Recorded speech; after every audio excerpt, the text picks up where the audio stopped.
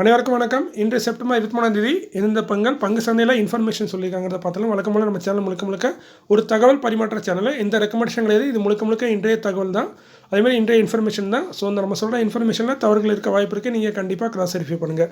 இது வழக்கமாக டிஸ்க்ளைமர். நான் செபி ஸ்டார்டிஸரும் இல்லை.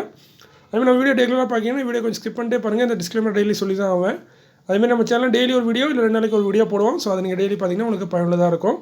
ஸோ டிஸ்க்ளைமர் நீங்கள் ஒரு தடவை நிறுத்தி நிதானமாக தெளிவாக பார்த்து படிச்சுக்கோங்க. ஃபஸ்ட் டைம் பார்க்குறீங்கன்னா இன்றைக்கி நம்ம பார்க்கக்கூடியது stock split plus bonus order received by listed companies upcoming board of directors meeting. இந்த வருஷப்படி தான் இருக்குது. நீங்கள் எப்படி பார்க்கணுமோ அப்படி பார்த்துக்கோங்க. இல்லை ப்ளேபேக்ஸ் பண்ணி இன்க்ரீஸ் பண்ணியும் பார்த்துக்கோங்க. ஃபஸ்ட்டாக நம்ம பார்க்குறது Quasar India limited 23 current face 1:10 split அறிவிச்சிருக்காங்க. ஃபேஸில் 10 இருக்கதான் ஒன்றா மாற்றுறாங்க. ஒரு ஷேர் 10 ஷேர் ஸ்பிட் ஆகும். ப்ரைஸும் பாதி அதே மாதிரி அட்ஜஸ்ட் ஆயிரும். ஒரு ஸ்டாக்கோட ப்ரைஸை 10 பார்த்தீங்கன்னா அதான் ஸ்டாக்கோட ப்ரைஸு. செக்டர் வந்து ட்ரேடிங் அண்ட் டிஸ்ட்ரிபியூட்டராக இருக்காங்க. இதை பற்றி ஸ்டாக்கை பற்றி தகவல் தான் நான் சொல்கிறேன். நீங்கள் ஸ்டாக் ஃபண்டமெண்டல் எப்படிங்கிறது நீங்கள் தான் செக் பண்ணணும். ஸோ நீங்கள் ஒரு தடவை செக் பண்ணிக்கோங்க. இல்லை உங்கள் செபி ஸ்டாட்டிஸ்ட்டு அந்த அட்வைஸ் கேட்டுக்கோங்க. வாங்கதான் விற்கவும் நான் சொல்லலை. இந்த ஸ்டாக் நீங்கள் ஆல்ரெடி ஹோல்ட் பண்ணிங்கன்னா இது உங்களுக்கு ஒரு நல்ல தகவல். ஃபஸ்ட்டாக நம்ம அதுக்கப்புறம் பார்க்குறது Pandya oxide and chemicals limited 2033 current face 1:2 split அறிவிச்சிருக்காங்க. ஃபேஸில் 10 இருக்காது 5 மாற்றுறாங்க. இது பழைய செய்தி. அதுக்கான ரெக்கார்ட் டேட்டை தான் கம்பெனி இன்றைக்கி அனௌன்ஸ் பண்ணியிருக்காங்க.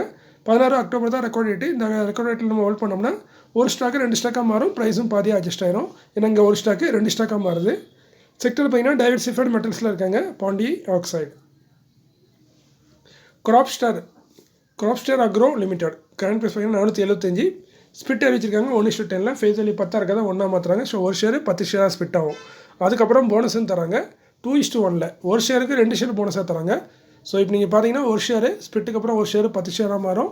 10 ஷேருக்கு 20 ஷேர் போனஸ். ஏன்னா 1:2 ஒரு ஷேருக்கு 2 share bonus. So 10 ஷேருக்கு 20 share bonus. So ஒரு ஷேரு 30 ஷேராக மாறுது. ப்ரைஸும் அட்ஜஸ்ட் ஆயிரும். ஒரு ஸ்டாக்கோட ப்ரைஸை 30 பார்த்தீங்கன்னா அதான் ஒரு ஸ்டாக்கோட ப்ரைஸு. ரெக்கார்டு எக்ஸ்டேட் வந்து இன்னும் அனௌன்ஸ் பண்ணல. கூடிய வரையில் வரும். அதேமாதிரி ஸ்டாக் பார்த்திங்கன்னா போனஸ் கொடுக்கணும்னா இவங்கள்ட்ட ஒரு பெரிய ரிசர்வ் இருக்கணும். பட் நான் ஸ்கின் வெப்சைட்டில் பார்த்த வரைக்கும் 10 கோடி ரூபா தான் ரிசர்வ் இருக்குது. பட் இந்த போனஸ் கொடுக்கறதுக்கு கிட்டத்தட்ட 56 கோடியிலேருந்து 57 கோடி ரிசர்வ் தேவை. பட் கம்பெனி எங்கள்கிட்ட இருக்குன்னு தான் சொல்கிறாங்க. பட் என்னன்னா இந்த கம்பெனி பற்றி சரியான டீட்டெயில் எங்கேயுமே கிடைக்க மாட்டேங்க. ஸ்கின்னரில் பார்த்தா கடந்த 10 வருஷம் இது காட்டுது. அதுலேயும் பெருசாக டீட்டெயில் இல்லை. அதேமாதிரி இந்த ஸ்டாக் லிஸ்ட் ஆனது பார்த்திங்கன்னா கிட்டத்தட்ட 1987 லிஸ்ட் ஆகிருக்குங்கிற மாதிரி காட்டுது. பட் இவங்க நம்ம வேறு எங்கேயும் தேடி பார்த்தாலும் இந்த ஸ்டாக்கை பற்றி ஒரு சரியான தகவல் கிடைக்க மாட்டாங்க. அது என்ன காரணம்னு தெரில. ஏதாவது மெர்ஜரு டிமெர்ஜர் இப்படி எதுவும் பெருசாக நடந்துச்சா என்னன்னு தெரில. இல்லை திரும்ப டீலிஸ்ட் பண்ணிட்டு லிஸ்ட்டு பண்ணாங்கன்னு தெரில. ஸோ கொஞ்சம் டீட்டெயில் கன்ஃபியூஸாக இருக்குது. ஸோ அதை ஒரு குறிப்பாக தான் சொல்கிறேன். ரெக்கமெண்டேஷனோ எதுவும் சொல்ல. செக்டர் வந்து பேக்கேஜிங் சம்மந்தப்பட்ட தொழிலில் இருக்காங்க. அதேமாதிரி அக்ரோ சம்மந்தப்பட்ட தொழிலையும் இருக்காங்க. NBCC India limited 177 current face. இவங்களுக்கு ஒரு ஆர்டர் கிடச்சிருக்கு.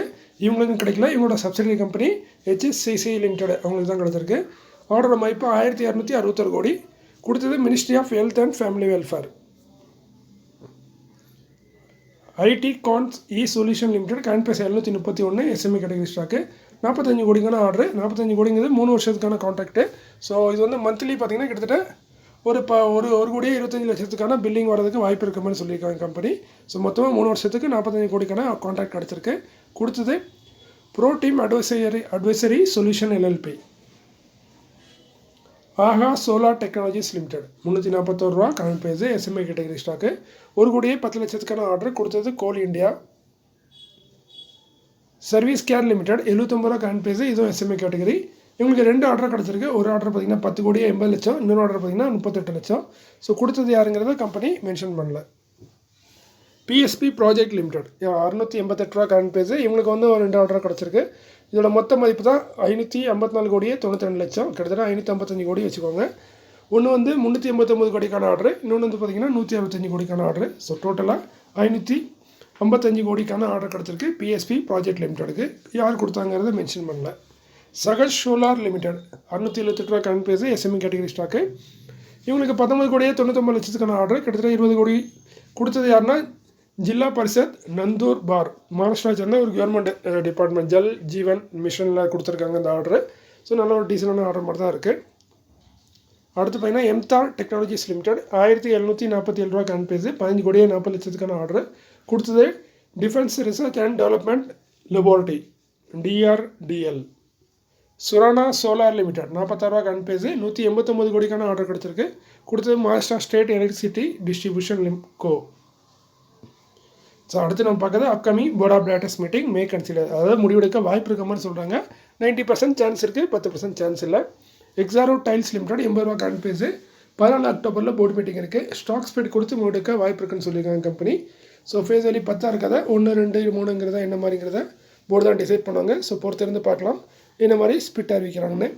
செக்டர் பார்த்தீங்கன்னா செராமிக்ஸில் இருக்காங்க எக்ஸாரோ டைல்ஸ் லிமிடெட். அடுத்து பார்த்தீங்கன்னா நியூஸ் முடிஞ்சதே. நீங்கள் ரெகுலராக பார்க்குற எக்ஸ்பீரியன்ஸான வியூவர்ஸ் இருந்தீங்கன்னா வீடியோ ஸ்கிப் பண்ணிட்டு போயிருங்க. இதுக்கு அடுத்து வரதுல உங்களுக்கு தேவையில்லாது, ஏன்னா உங்களுக்கு தெரிஞ்சதாக தான் இருக்கும். ஸோ என்னென்னு பார்த்தீங்கன்னா நிறைய பேர் நிறைய நண்பர்கள் கேட்பாங்க, இந்த போனஸ் வரல எனக்கு இன்னமும் ஒரு ஸ்டாக்கில், நான் இப்போ விற்கலாமா அந்த ஸ்டாக்கை, அந்த போனஸ் வராத ஸ்டாக்கையும் விற்கலாமான்னு கேட்டாங்க. அது நான் முடியாது, அப்படி விற்றுட்டிங்கன்னா தப்பாயிரும்னு. அதுமாதிரி இந்த போனஸு ஸ்பிட்டு வரும்போது என்னென்னா ஸ்டாக் ப்ரைஸில் வந்து கொஞ்சம் பிரச்சனைகள் இருக்கும். நம்ம கரெக்டான ஸ்டாக் ப்ரைஸ் நம்மளால் கண்டுபிடிக்க முடியாது. அதுக்கு ஒன்று நம்ம மேனுவலாக நோட் பண்ணோம். நம்ம புரோக்கர் ஆப்பை பொறுத்த வரைக்கும் கொஞ்சம் கன்ஃபியூஷனாக தான் காட்டும். அதே மாதிரி தான் இன்றைக்கி ஒரு பிரச்சனை நடந்திருக்கு. அதுதான் நான் இந்த வீடியோ போட்டிருக்கேன். என்னென்னு பார்த்தீங்கன்னா இன்றைக்கி நான் விஎஸ்சி இது வந்து ஒரு டம்மி தரவு நான் போட்டிருக்கேன் பார்த்தீங்கன்னா, போலி டேட்டான்னு. ஸோ டம்மி டேட்டா, நம்ம தலைவர் சொல்கிற மாதிரி இது டம்மி டேட்டா. தலைவர் எதை சொல்கிறான்னு உங்களுக்கு தெரியும். அதே மாதிரி நானும் சொல்கிறது டம்மி டேட்டா தான். இதுக்காக உட்காந்து எடிட் பண்ணியிருக்கேன்னு வச்சுக்கோங்க. ஸோ டம்மி டேட்டானா புரிஞ்சுக்கிட வேண்டியது தான். ஸோ பார்த்தீங்கன்னா இதில் வந்து நான் 3 ஷேர் தான் வச்சுருந்தேன். ஸோ 3 ஷேரு 4550 ரூபா கிட்ட வாங்கியிருந்தேன். ஸோ கிட்டத்தட்ட பார்த்தீங்கன்னா 13,528 ரூபா நான் இன்வெஸ்ட் பண்ணது. பட் இப்போ போனஸ் கொடுத்தாங்கல்ல 10:1 போனஸ் கொடுத்தாங்க. ஒரு ஷேருக்கு 10 ஷேர் போனஸு. ஸோ அந்த போனஸ் ஷேர் வந்து இன்றைக்கி என் அக்கௌண்ட்டில் கிரெடிட் ஆகிருந்துச்சு. இவ்வளோ நாள் வரைக்கும் பார்த்தீங்கன்னா என் அக்கௌண்ட்டில் பார்த்தீங்கன்னா லாஸ் கிரெடிட்டே இருந்துச்சு 90%. காரணம் என்னென்னா நான் வந்து 3 ஷேர் தான் வச்சுருந்தேன். இன்னும் 10 ஷேர் எனக்கு 30 ஷேர் எனக்கு வரணும். ஸோ அதனால் எனக்கு லாஸ் கிரெடிட்டே இருந்துச்சு. டெம்பரரியாக லாஸ்னே கிரெடிட் இருந்துச்சு. இது வந்து எதுக்குன்னா அந்த போனஸ் ஷேர் வர வரைக்கும் அப்படி தான் காட்டும். அதை பார்த்து நம்ம உடனே லாஸ் ஆகிட்டுன்னு பயப்படக்கூடாது. ஸோ இது புதுசாக வரவங்களுக்கு தான் சொல்லிகிட்டு இருக்கேன் இந்த விளக்கத்தை. ஸோ இப்போ பார்த்தீங்கன்னா இன்றைக்கி வந்து இந்த போனஸ் ஷேர் வந்து அக்கௌண்ட்டில் கிரெடிட் ஆகிட்டு இன்றைக்கி தான் கிரெடிட் ஆகிருக்கு. உங்களுக்கும் கிரெடிட் ஆகிருக்கும் நீங்கள் விஎஸ்டி ஹோல்ட் பண்ணியிருந்தீங்கன்னா. ஸோ விஎஸ்டி இண்டஸ்ட்ரி இப்போ பார்த்தீங்கன்னா எனக்கு 3 ஷேராக இருந்தது, இப்போ 33 ஷேராக மாறிட்டு. என்னதான் அது 33 ஷேராக மாறினாலும் இன்றைக்கி வந்த காரணத்தினால இன்னமும் அந்த ப்ரைஸ் அட்ஜஸ்ட்மெண்ட்டுங்கிறது சரியாக நடக்கலை. இப்போ இங்கே பார்க்கலாம், நீங்கள் கீழே பார்த்தீங்கன்னா இன்வெஸ்ட்மெண்ட் அமௌண்ட் 1,48,000 காட்டுது. ஆக்சுவலி நான் இன்வெஸ்ட் பண்ணது 13,000 தான். பட் அது 1,48,000 காட்டுது. அது எதுக்கு காட்டுதுன்னா ஆவரேஜ் ப்ரைஸ் வந்து வந்து இந்த 4,550 ரூபா இருந்துச்சு. ஸோ இது வந்து அந்த 3 ஷேருக்கு 4,550 ரூபா ஒரு ஷேருக்கு இருந்துச்சு. இப்போ 33 ஷேர் ஒன்று அதை அப்படியே மல்டிப்ளை பண்ணிவிட்டு, ஏன்னா 33 × 4,550 மல்டிப்ளை பண்ணி 1,48,000 காட்டுது. பட் ஆக்சுவலி அதுக்கு அது தப்பானது. அதேமாதிரி இங்கே லாஸ்ன்னு பார்த்தீங்கன்னா எனக்கு 1,35,000 லாஸில் இருக்க மாதிரி காட்டுது. இதுவும் தப்பானது. ஆக்சுவலி உண்மையிலேயே நான் ப்ராக்டிக்கலாக பார்த்தீங்கன்னா நான் இன்வெஸ்ட் பண்ணது 13,528 ரூபா நான் இன்வெஸ்ட் பண்ணியிருக்கேன். ஸோ கரண்ட் டேட்டில் பார்த்தீங்கன்னா ப்ரைஸ் வந்து 416 ரூபா 75 பைசா இன்றைக்கி க்ளோசிங் ப்ரைஸு. ஸோ 33 ஸ்டாக் நான் வச்சுருக்கேன். ஸோ இதோட வேல்யூ எடுத்தோம்னா 13,752. ஸோ 528. ஸோ கிட்டத்தட்ட பார்த்தீங்கன்னா ஒரு 250 ரூபா நான் இன்னமும் லாபத்தில் தான் இருக்கேன் இன்னைய டேட்டில். பட் இருந்தாலும் என்னென்னா இங்கே வந்து எனக்கு பெரிய லாஸ் மாதிரி காட்டுது. ஸோ நீங்கள் இந்த மாதிரி புதுசாக வந்திருக்கீங்க, இந்த மாதிரி போனஸு ஸ்பிட்லாம் வந்துச்சுன்னா அது செட்டில் ஆகிறதுக்கு 1 to 2 நாள் ஆகும் உங்கள் அக்கௌண்ட்டில் வந்ததுக்கப்புறம். சிலது அக்கௌண்ட்டில் வரதுக்கு முன்னாடி வரைக்கும் உங்களுக்கு லாஸ் தான் காட்டும். அக்கௌண்ட்டில் வந்ததுக்கப்புறம் செட்டில் ஆகிறதுக்கு 1 to 2 நாள் எடுக்கும். நீங்கள் அவசரப்பட்டு அந்த கேப்பில் விற்றீங்கன்னா லாஸ்ன்னு நினச்சி விற்றாலும் சரி, இல்லை இப்போ ப்ராஃபிட் நினச்சி விற்றாலும் சரி, உங்கள் ஸ்டேட்மெண்ட் வந்து தப்பாகும். இது வந்து புரோக்கரை வந்து உங்களுக்கு அப்பப்போ இன்டிமேட் கொடுத்துட்டே இருப்பாங்க. இருந்தாலும் நம்ம அதை கவனிக்காமல் செல் பண்ணிடுவோம். இடையில பார்த்தீங்கன்னா எனக்கு ஒரு ஷேரில் பார்த்தீங்கன்னா 2 தடவை போனஸ் வந்துருந்துச்சு. ஆக்சுவலி ஒரு போனஸு 400, எனக்கு 4 குவான்டிட்டி தான் போனஸ் வரணும். 4 குவான்டிட்டி வந்துருந்துச்சு. திரும்ப அதே இதில் திரும்ப இன்னொரு 4 குவான்டிட்டின்னு வந்துருந்துச்சு. ஸோ எனக்கு அது தெரியும், அவங்க தப்பாக கிரெடிட் பண்ணிட்டாங்க, திரும்ப இது பண்ணிடுவாங்கன்னு. ஸோ எனக்கு பார்த்தீங்கன்னா கிட்டத்தட்ட 1,000-2,000 ரூபா ப்ராஃபிட்டே கிடச்சி. நான் நினச்சா செல் பண்ணியிருக்கலாம். செல் பண்ணால் நான் எனக்கு தான் லாஸ் ஆகிருக்கும். ஏன்னா என்னென்னு பார்த்தீங்கன்னா அது காட்டும். பட் நீங்கள் செல் பண்ணி ப்ராஃபிட் அது உண்மையிலே ப்ராஃபிட் இருந்தால் தான் உண்மையிலே ப்ராஃபிட்டாக வரும். உண்மையிலே லாஸ் ஆனது தான் உண்மையிலே லாஸ் ஆகும். நீங்கள் அதில் பார்த்துட்டு ப்ராஃபிட் நினச்சி சேல் பண்ணிங்கன்னா அது ப்ராஃபிட் கிடைக்காது. உள்ட்டாக எனக்கு நான் ஸ்டேட்மெண்ட் எடுத்து பார்த்தா எனக்கு லாஸில் தான் காட்டியிருக்கோம். பட் என்னென்னா அது தப்பாக அவங்க பண்ணாங்க. 2 நாள் கழிச்சு திரும்ப அட்ஜஸ்ட் பண்ணிட்டாங்க அவங்க. இப்போ எனக்கு வந்து கரெக்ட் ஆகிட்டு அதே மாதிரி தான் இதுலேயும் கரெக்ட் ஆயிரும். நாளைக்கு பார்த்தீங்கன்னா கரெக்ட் ஆயிரும், இல்லை நாளை கழிச்சு கண்டிப்பாக கரெக்ட் பண்ணிடுவாங்க. ஸோ இந்த மாதிரி ஒரு அபரிவிதமான லாபமோ அபரிவிதமான நஷ்டமோ உங்கள் அக்கௌண்ட்டில் காட்டுற மாதிரி தெரிஞ்சதுன்னா நீங்கள் பயப்படாதீங்க, அதை ஒன்றும் படாதீங்க. 2 நாளைக்கு அதை அப்படியே விட்டுருங்க. செட்டில் ஆனதுக்கப்புறம் எல்லாம் சரியாயிரும். ஸோ நீங்கள் அவசரப்பட்டு லாபத்தில் இருக்குன்னு விற்றுட்டிங்கன்னா அது ஒன்றும் நடக்காது. உங்களுக்கு வந்து ஸ்டேட்மெண்ட் எடுத்து பார்த்தீங்கன்னா அது லாஸில் தான் இருக்கும்.